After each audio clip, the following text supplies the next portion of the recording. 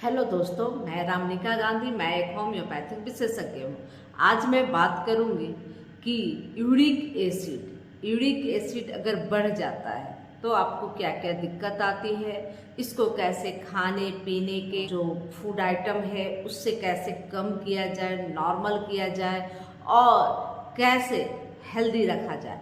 साथ में कुछ होम्योपैथिक दवाइयाँ बताऊंगी जो बहुत ज़्यादा कारगर होती हैं और बहुत लोगों पे असर करती है।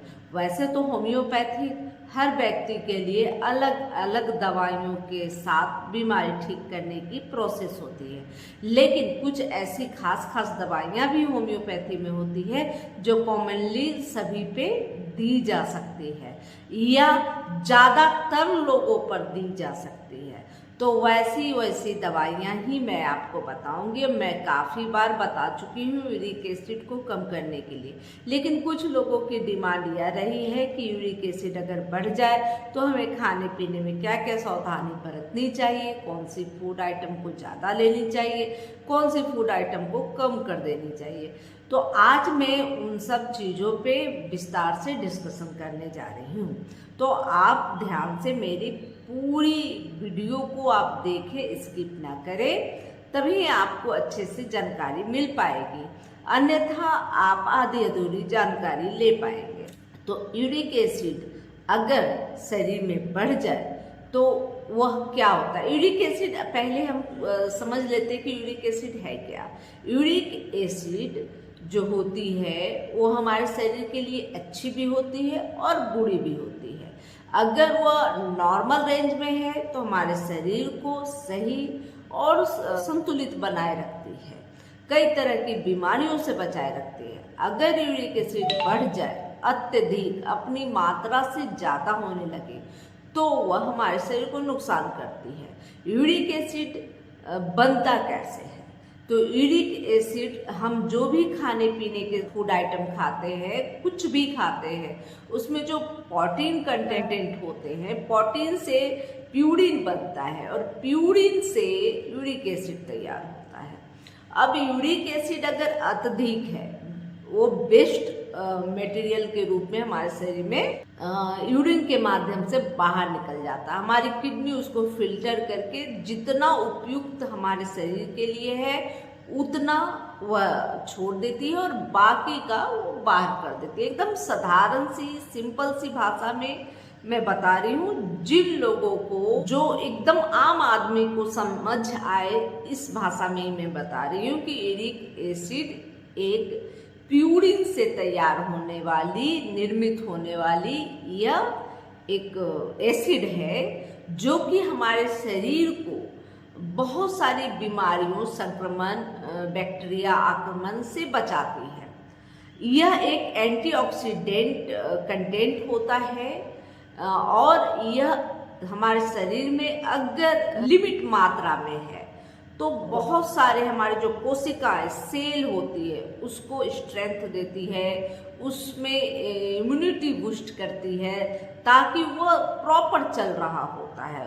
वो जो उसकी जो समय सीमा होती है, कुछ कोशिका बनती है, कुछ डिस्ट्रॉय होती है, तो उस प्रोसेस में यूरिक एसिड हेल्प करती है। इसके बाद यह जो है कि हमारे यूरिनरी सिस्टम में भी यह हेल्पफुल है, हार्ट में भी यह बहुत ज़्यादा हेल्प करती है, ब्रेन को संचालित करने में भी यह बहुत ज़्यादा हेल्प करती है। और कैंसर जैसी बीमारी, जैसा कि आपको मैं कई बार बता चुकी हूँ या मेरे अलावा बहुत सारे डॉक्टरों के द्वारा आपको पता चला होगा कि जो कैंसर के सेल होते हैं प्रत्येक दिन हमारे शरीर में इंटर करते हैं और प्रत्येक दिन डिस्ट्रॉय होते हैं, तो उसमें यूरिक एसिड का भी एक महत्वपूर्ण स्थान होता है। लेकिन अगर यूरिक एसिड जो लिमिट है उस लिमिट से ज़्यादा बढ़ने लगती है तो हमारे शरीर में यह तकलीफें भी पैदा करने लगती है। अब जो है कि यूरिक एसिड की लिमिट क्या है, तो पुरुषों में 3.4 से 7 तक और महिलाओं में 2.5 से 6 तक होनी चाहिए। तो यह जो है कि यूरिक एसिड की एक पैरामीटर है जिससे ज़्यादा होने से व्यक्ति के अंदर बहुत तरह की तकलीफें आती हैं। तकलीफें कई प्रकार के हो सकते हैं। पहला तो गाउट, यानी कि जिसे गठिया बोलते हैं। हमारे ज्वाइंटों में जो यूरिक एसिड होते हैं ना, क्रिस्टल फॉर्म में होते हैं, और क्रिस्टल फॉर्म में वो हमारे ज्वाइंटों में, वो हाथ की उंगलियों में, पैर के अंगूठों में, उंगलियों में वो जमने लगता है। और इससे क्या होता है कि वहाँ पर बहुत ज़्यादा जो मूवमेंट होती है, मूवमेंट प्रोसेस, उसमें दर्द होती है। तो वो क्रिस्टल हमारे जो ज्वाइंट है उसको इरिटेट करती है, जिससे बहुत तेज दर्द होता है। और जो उंगलियां हैं वो टेढ़ी मेढ़ी हो सकती है, वहाँ सूजन हो सकता है, रेडनेस हो सकता है। तो यह गाउट के कंडीशन में होता है। कुछ स्थिति और बढ़ती है, यूरिक एसिड अगर पूरा क्लियर नहीं होता, जैसा कि मैं कही कि जब यूरिक एसिड शरीर में कितना बनना चाहिए, कितना रहना चाहिए और कितना निकलना चाहिए, तो यह काम कौन करते हैं? किडनी करती है। तो जब किडनी वीक हो या बहुत ज़्यादा हम प्यूरिन का सेवन कर रहे हैं, यानी बहुत ज़्यादा एक्सेस प्रोटीन का सेवन कर रहे हैं, तो वैसी स्थिति में क्या होता है कि किडनी पे लोड ज़्यादा बढ़ जाता है और किडनी सही से यूरिक एसिड को बाहर नहीं कर पाती। तो वैसी स्थिति में हमारे किडनी में स्टोन बनने लगते हैं। और यह स्टोन कभी कभी शुरुआत में ही तकलीफ देना शुरू होता है, कभी कभी बहुत बड़ा स्टोन बन जाता है और हमें पता भी नहीं चलता। उसके साथ साथ क्या होता है कि हमारी किडनी भी खराब होने लगती है, वीक होने लगती है। कभी कभी यूरिनरी ट्रैक में भी जो है कि इसके क्रिस्टल जमने लगते हैं, और इस तरह से व्यक्ति को बहुत ज़्यादा तकलीफ का सामना करना पड़ता है। यूटीआई की भी समस्या इससे हो सकती है, बार बार यूरिनेशन होने की संभावना बनी रहती है। तो यूरिक एसिड जब बढ़ जाए तो भी तकलीफ देती है, और जब कम हो जाए तो हमारी इम्यूनिटी पर इसका असर होता है और बहुत तरह की बीमारियां भी आने लगती हैं। तो हम यह हुई यूरिक एसिड का परिचय।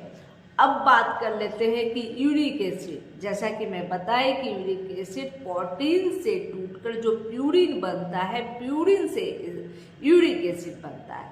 तो अब क्या है कि अगर हम भोजन में प्रोटीन बहुत ज़्यादा ले रहे हैं, एक्स्ट्रा प्रोटीन ले रहे हैं, वैसे कंडीशन में वो प्रोटीन जो है डाइजेस्ट नहीं हो पाता, या किडनी हमारी सही से फिल्टर नहीं कर पाती, किडनी में किसी तरह का प्रॉब्लम है, तो हो सकता है कि वह यूरिक एसिड को यूरिन के माध्यम से निकाल नहीं पा रही। तो ऐसे कंडीशन में यूरिक एसिड बढ़ जाते हैं। तो हमें क्या करना चाहिए जब आपको इस तरह की समस्या है, जब यूरिक एसिड बढ़ा हुआ है आपके शरीर में, तो आपको प्रोटीन युक्त भोजन कम लेना है। प्रोटीन किस किस में है? तो रेड मीट में है, दाल में है, मिल्क में है। तो ये प्रोटीन युक्त भोजन बिल्कुल कम कर देनी चाहिए। वो जो बड़ी मछलियाँ होती है उसमें भी प्रोटीन ज़्यादा होता है, तो मछली हो गई, दाल हो गया, किसी भी प्रकार का दाल में बहुत ज़्यादा प्रोटीन होता है। इसके अलावा सोयाबीन युक्त जो भी आपके खाने के प्रोडक्ट हैं उसमें भी जो है कि प्रोटीन ज़्यादा है, रेड मीट में प्रोटीन ज़्यादा है। तो इन सब चीज़ों में प्रोटीन जिन चीज़ों में ज़्यादा मिलता है उन सब चीज़ों को सेवन कम करें। इसके अलावा जैसे ठंडी चीज़, कोल्ड ड्रिंक, जैसे किसी भी कंपनी, किसी भी ब्रांड का कोल्ड ड्रिंक ले ले। कभी कभी कोल्ड बोलते हैं तो लोग समझते हैं सिर्फ काला वाला कोल्ड ड्रिंक होता है। नहीं, सोडा वाटर कुछ भी हो सकता है, लाल, हरा, पीला, काला, नीला, कुछ भी हो सकता है। इन सभी को त्याग देना चाहिए। ठंडे पानी नहीं लेने चाहिए, उड़द के दाल नहीं लेने चाहिए, दही और केले कम कर देने चाहिए। इससे भी जो यूरिक एसिड अगर बढ़ जाए और गाउट हो जाए तो उसमें समस्या बढ़ सकती है। तो इन सब चीज़ों से आपकी तकलीफें बढ़ सकती है जब आपको यूरिक एसिड आपके शरीर में बहुत ज़्यादा बढ़ चुका होता है। अब रही बात कि खाने क्या क्या चाहिए, तो खाने के लिए बहुत सारी चीज़ें हैं। जैसे अगर आप रोज चेरी का सेवन करते हैं, 4-5 चेरी डेली खा रहे हैं, तो आपका यूरिक एसिड कम होने लगता है। चेरी में एंथ्रोफेंथस नाम की एक एसिड होती है जो कि यूरिक एसिड के क्रिस्टल को डिस्ट्रॉय करने लगती है। तो आप चेरी खाएं, अखरोट खाएं। अखरोट कभी भी कोई भी ड्राई फ्रूट जो है कि सूखा नहीं खाए, कोई भी मेवा सूखा नहीं खाए। अखरोट भी उसे रात को फूलने के लिए दे, 2 अखरोट डेली रात को फूलने के लिए दे पानी में, और सुबह को अच्छे से धो के उस अखरोट का सेवन चबा चबा के करें। इससे भी आपको यूरिक एसिड कम करने की स्थिति बनेगी, यूरिक एसिड कम होगी, क्योंकि इन सब चीज़ों में बहुत अच्छा यूरिक एसिड को कम करने के लिए, डिस्ट्रॉय करने के लिए जो कंटेंट पाए जाते हैं, तो आप उसका सेवन करें। साइट्रिक फूड जरूर लें। साइट्रिक फूड में क्या हो गया, नींबू हो गया, संतरे हो गए, आपका जो है कि मौसमी हो गया, कीवी हो गया, तो इन सब चीज़ों का सेवन जरूर करें। इससे आपके यूरिक एसिड के क्रिस्टल डिस्ट्रॉय होते हैं और तकलीफें कम होने लगती हैं। इसके अलावे आप जैसे कि काजू खाते, काजू में बहुत ज़्यादा प्रोटीन होता है और बहुत इसमें जो प्रोटीन होता है वो बैड प्रोटीन होता है। तो सबसे बड़ी चीज़ है कि काजू, ड्राई फ्रूट में काजू कम कर दें और काजू की जगह आप प्रोटीन, कैल्शियम लेना चाहते हैं तो आप पानी वाले सिंघाड़े का इस्तेमाल जरूर करें। इस सिंघाड़े में गुड प्रोटीन होता है जो क्रिस्टल नहीं बनाते, जो आपके हेल्थ को हेल्दी रखते हैं, लेकिन आपको क्रिस्टल के रूप में नहीं तैयार करते। तो प्रोटीन के बहुत सारे साधन ऐसे भी हैं जो आप ले भी सकते हैं अपने हेल्थ को बनाए रखने के लिए, और उससे यूरिक एसिड का निर्माण भी नहीं होगा।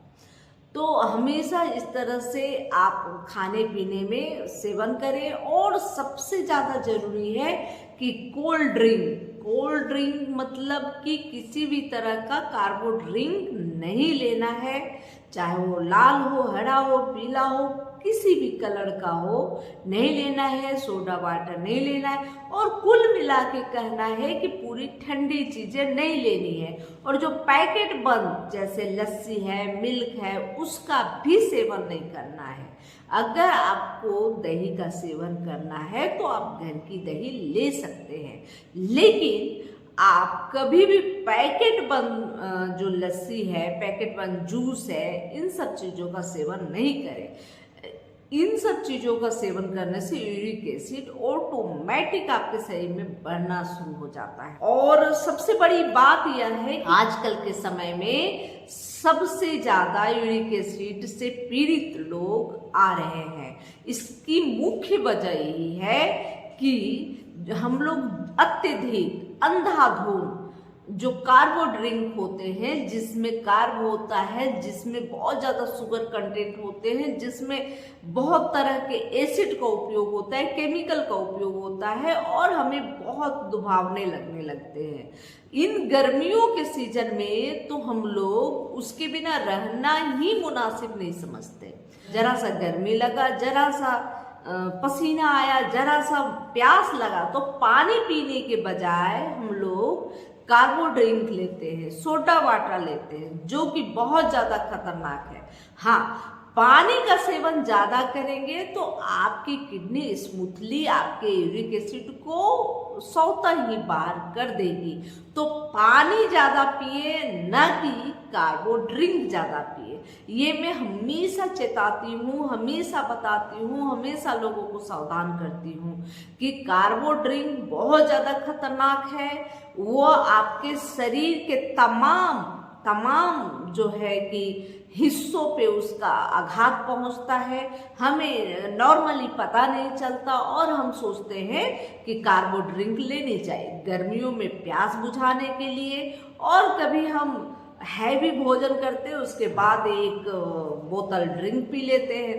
कोल्ड ड्रिंक पीना जो है कि हम लोग समझते हैं डाइजेस्ट हो जाएगा। हम बहुत सारे ऐसे ग्रामीण क्षेत्रों में या ऐसे कॉमनली लोग क्या बोलते हैं कि अरे बहुत ज़्यादा ओवर खा लिया है तो अब कोल्ड ड्रिंक थोड़ा पी लेते हैं, डाइजेस्ट हो जाएगा। ऐसा कुछ भी नहीं होता है। वो जो ढकार जो गैस निकलता है ना, वो उसमें जो एसिड कंटेंट डले होते हैं उसकी वजह से होता है, ना कि आपका डाइजेशन सही हो रहा है इसकी वजह से नहीं होता। और इससे खाने पचने के बजाय खाने डाइजेस्ट नहीं होते। चूंकि क्या होता है कि जब हम कोई भोजन कर लेते हैं उसके बाद मेरा पेट हीट हो जाता है। पेट में एक गर्मी, एक ऊर्जा संचारण होता है और उस स्थिति में हम एक ठंडे ठंडे कोल्ड ड्रिंक को ले लेते हैं। तो जब ठंडे ठंडे कोल्ड ड्रिंक को लेते हैं तो इसमें क्या है, हमारे पेट पे, हमारे आंतों पे इसका बहुत बुरा असर होता है और हमारी जो आंतें हैं वह बिल्कुल कंफ्यूज्ड हो जाती है, बिल्कुल सिकुड़ सी जाती है। तो जो डाइजेशन प्रॉपर होना था वो रुक जाता है। तो इसलिए ये हमेशा याद रखें कि कोई कार्बो ड्रिंक आपके खाने को डाइजेस्ट नहीं करता, ठीक उल्टा आपके जो स्टमक का हेल्थ है उसको बेकार करता है, उसको खराब करता है और आगे आपको कई तरह की बीमारियां होने वाली हैं। इन सब चीजों को आप बिल्कुल समझ लें, तभी जाके आप स्वस्थ हो सकते हैं, सुरक्षित हो सकते हैं और अस्पतालों के चक्कर लगाने से बच सकते हैं। इसलिए कार्बो ड्रिंक बिल्कुल छोड़ दे, कोल्ड ड्रिंक बिल्कुल न पिए। मैं हमेशा कहती हूँ और आज भी कह रही हूँ। और यह यूरिक एसिड को बढ़ाती तो है ही, साथ में अगर यूरिक एसिड के क्रिस्टल आपके ज्वाइंट में बैठे हैं तो उस कंडीशन में यह बहुत तेजी से वहाँ पे दर्द, तकलीफ पैदा करती है, सूजन पैदा करती है और आप बहुत ज़्यादा उससे पीड़ित हो सकते हैं। और सबसे बड़ी बात यह है कि एक गिलास अगर कोल्ड ड्रिंक पीते हैं तो गाउट होने के बाद आपको करीब करीब 1 सप्ताह तक इसका असर रहता है आपके शरीर में। तकलीफें बढ़ी रहती है चाहे आप कितनी भी दवाइयाँ करा लें। अब मैं कुछ होम्योपैथिक दवाइयाँ भी बता रही हूँ। तो होम्योपैथिक में यूरिक एसिड को कम करने के लिए आर्टिका यूरेनस मदर टीचर एकदम से कॉमन सी एक दवाई है जिसे आप जनरली सभी कोई ले सकते हैं और इससे किसी तरह का कोई नुकसान नहीं है। तो आर्टिका यूरेनस मदर टीचर आधे कप गुनगुने पानी के साथ ले, सुबह दोपहर शाम। तो आप देखेंगे कि 10 ही दिन में आपकी यूरिक एसिड नॉर्मल रेंज में चले आए और जो आपकी तकलीफें थी वह ठीक होने लगी। लेकिन बशर्ते आपको थोड़ा परहेज जरूर करना होगा। इसके बाद एसिड बेंजोइक एक बहुत अच्छी दवा है। एसिड बेंजोइक में देखा जाता है कि इसके पेशेंट को जॉइंट में बहुत ज़्यादा तकलीफ होती है और साथ में इनके जो यूरिन होते हैं वो थोड़ा गाढ़े होते हैं, बदबूदार होते हैं, घोड़े के पेशाब जैसे बदबू देती है और इन्हें पसीना भी बहुत आता है। लेकिन जिस साइड आप सोए हैं उसके ठीक उल्टे साइड पसीना बहुत ज़्यादा आता है। तो ऐसे मरीज जिनको इन सब समस्याओं के साथ अगर यूरिक एसिड बढ़ा है तो एसिड बेंजोइक बहुत ही सेवन करने से बहुत ही ज़्यादा आराम होगा और बहुत जल्दी ही आराम हो जाता है। फिर एसिड यूरेकियम भी एक दवा है, यूरिक एसिड करके आप दवा होम्योपैथिक में है जो कि यूरिक एसिड के लिए खत्म करने के लिए ही आता है। खत्म नहीं मतलब कि नॉर्मल रखता है। तो यूरिक एसिड 30 पोटेंसी में उसका भी आप सेवन कर सकते हैं। इसके अलावा कोलचिकम भी यूरिक एसिड को कम करने के लिए बहुत ही अच्छी महत्वपूर्ण दवाई है। अब कोलचिकम का भी सेवन कर सकते हैं। इसके अलावा ऑस्ट्रेलिया मीडिया भी यूरिक एसिड को कम करती है। इसे भी मदर टीचर के रूप में लेनी चाहिए और इसे भी आधे कप गुनगुने पानी के साथ लेनी चाहिए।